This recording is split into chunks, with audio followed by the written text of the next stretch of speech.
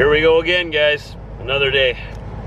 We're here at this Petro Canada truck stop in Innisfil, Alberta. And not quite in the same spot as we fell asleep, because I already backed out of the spot I nosed into and I parked here closer to the building. I did it again. Said I wouldn't have to walk so far. Oh, just realized that. I'm so lazy. Okay, I gotta get into a better habit of walking from the back of the parking lot, you know? Get myself a little bit of exercise at least. Shoot. Well, I'm in a hurry. That's my excuse. That's no excuse. You gotta exercise on the road. Diesel, hey! Why didn't you stop me? I tried, man.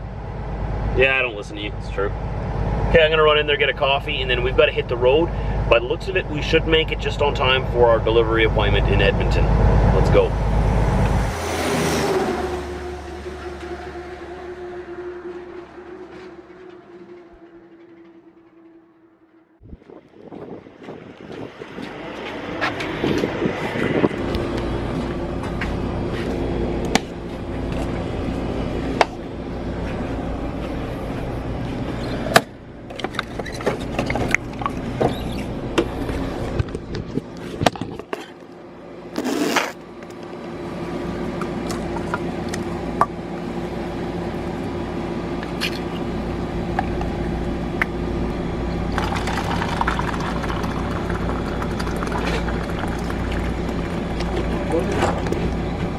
Edmonton, like usual, is completely under construction. This is the main Trans-Canada coming in here from the east, and they're redoing everything. Building overpasses over overpasses. They'll build an overpass for the overpass. I want Winnipeg to take notes. Winnipeg, call up the city planners and the road planners, whatever, of Edmonton. Take some pointers and take some notes. We need some overpasses. Edmonton knows what's up. Look at all this. They're crazy for overpasses. This is what we need in Winnipeg. I don't know how much money is being spent in here, but hey, this is where oil comes from, right? So money isn't an option. God bless Alberta. God bless the Albertan oil. Now we just gotta figure out a way of getting our oil out east. They don't want our oil out there. I don't understand. They'd rather buy oil from other countries. Doesn't make sense. But whatever, whatever. Well, Diesel, that's that. Put on my hat and that's that. We're done. 43 to 4,400 kilometers was the trip. 4 days and a bit. Done. Mission complete. Mission complete. So, we've got a new load now, a new one. It's going back south. We gotta go pick it up here in Edmonton right away. So we're just here at, well, you can't even see it, at the Flying J on the west side of Edmonton. There's a sign over there you can see. See, Flying J, Denny's. So once we get our reload, we're gonna go and grab something to eat. But first I wanna get that stuff in the trailer so that we can be on our way. And then we're gonna head home for a reset. And because I'm out of hours once I get home. And then it sounds like I'm carrying on with the load after that, but I'm sure we'll figure that out once we get there. But for now, let's just go get this load. We completed our 4-day trip. I love those kind of trips, those long ones. Good miles, really quick. On our way on Highway 216 here around Edmonton, we gotta go sort of to the south end. 7 kilometers. Take exit 18A on right to East Wyman Drive. You heard her. So we gotta go sort of around to the south side, sort of. Pick up our load there. And it's gonna be a straight shot home from there. I'm expecting to be home tomorrow. We just got ourselves loaded here. Got to remove the wheel chocks, because even though it's hooked up to a trailer or a truck, they still want me to chock both sides. So take that out of there. Pick it up. Bring it over here. I think it goes in there like that, I think. Nope. Okay, well, we're just gonna hang it there. Sorry, not even pointing the camera at the right spot. Just like that. There. We're all set and ready to rock. Wow, Diesel! New load under us. Actually, we're under a new load. That's the way you say it. Ding ding! I know, I just got here. I know, everyone wants to talk to me. Where's my key? Where did I leave my key? Here's my key, it's in this pocket. Okay, let's start her up. Fill up the trailer with air. That always takes longer. And then what we're gonna do is we're gonna pull out of here, we're gonna close the barn doors on the trailer, we're gonna go to the nearest truck stop and figure out all our paperwork. And scale if we need to. Looks like we're a little heavy on the drives here. I'm gonna have to check that out, check out the weight. And if we're too heavy, we gotta come back and tell them to take something off. That guy's load looks kinda shite, doesn't it? Kinda crooked and off to the side there. I don't know how safe that is. Interesting. We're here at Flying J in Edmonton. On the east side of the city this time. The other Flying J. So we've got all our paperwork done now. We've scaled out, we're good to go, we're legal to cross into the States. I sent in all my proof of deliveries from the last load. I sent in the new paperwork for the new load to get across the border. Looks like I'll be headed home to just get a quick reset, and then I'll be continuing on with it, like I said, unless something changes. I'm not too sure, we'll find that out tomorrow. But we should be home tomorrow. I'm gonna be driving late into the night tonight yet, so as far as we can. I mean, our day is gonna run out sooner or later, but we're gonna run as far as we can yet. Diesel, I'm looking at the guy there.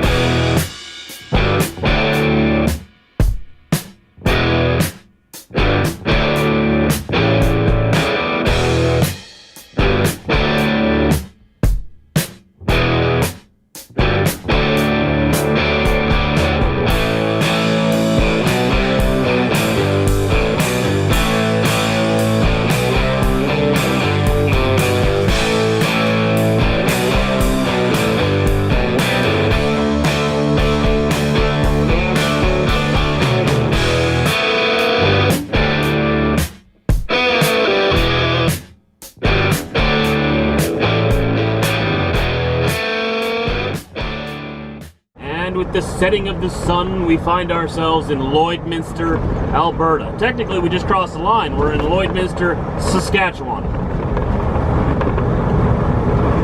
Nice night for a cruise through Lloyd.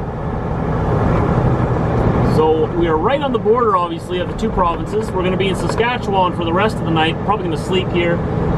Maybe in Saskatoon, maybe in Regina, maybe somewhere between. I'm not too sure yet. We're going to drive till I get tired. Or until I run out of hours. I mean, my day's gonna run out eventually.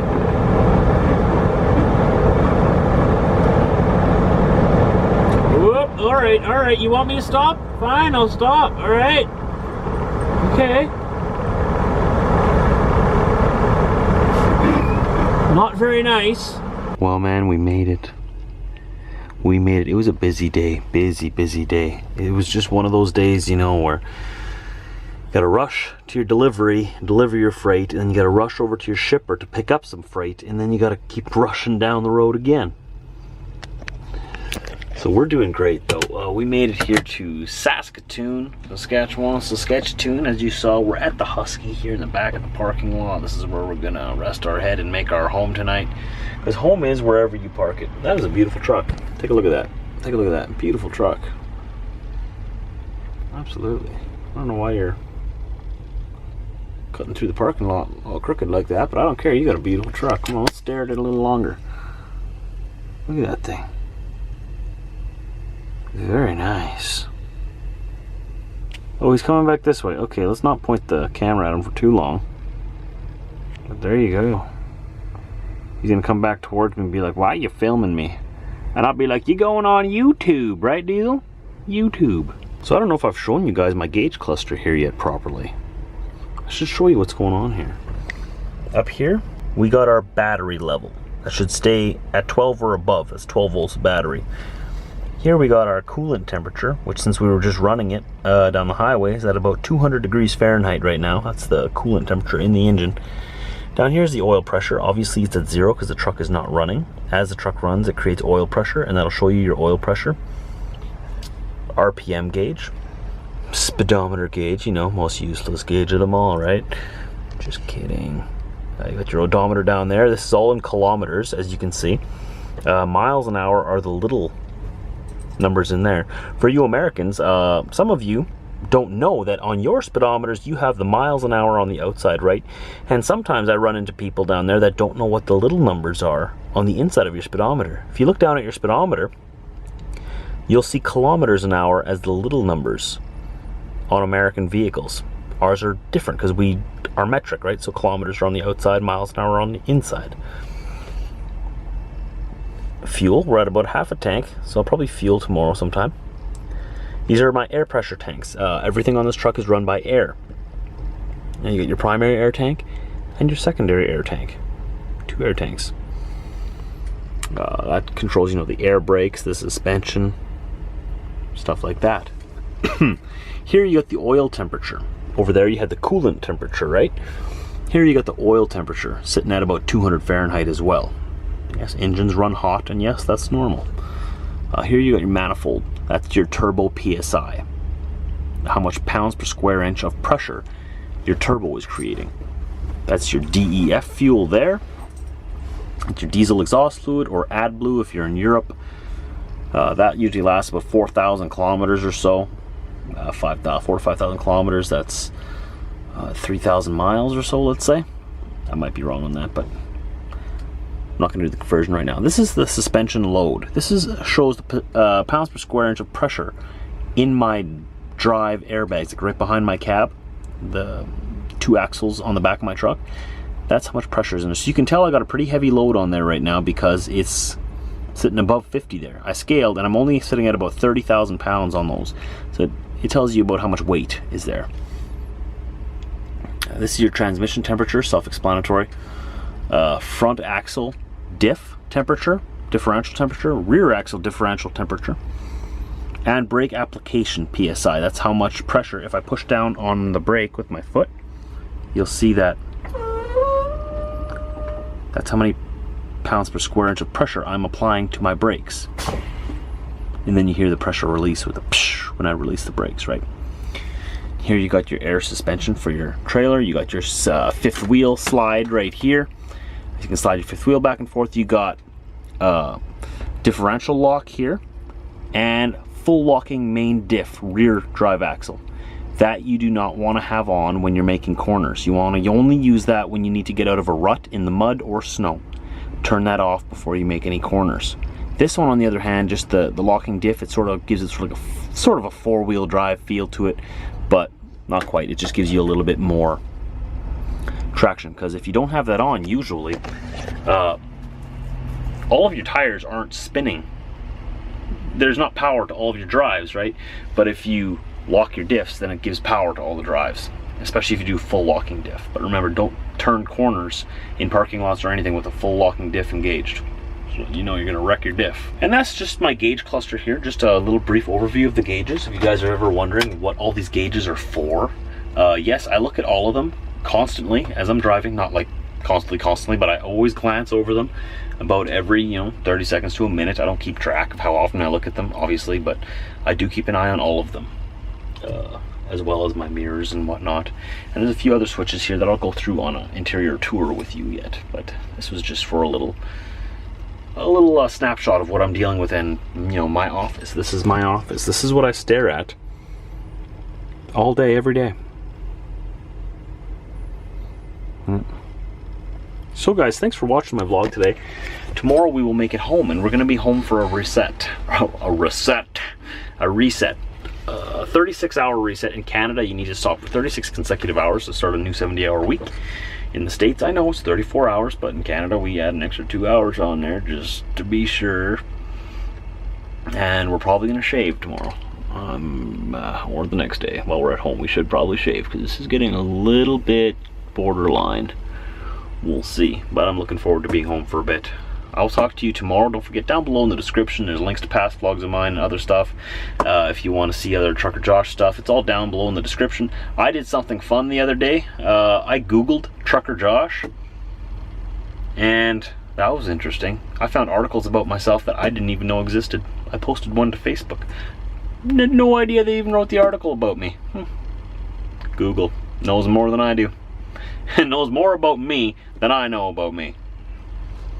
Anyways, that was fun. Anything you actually do need to know, it's down below in the description, though. I put it all there for you. It takes a little bit of effort to put that all there for you, so that's that. I'll see you tomorrow.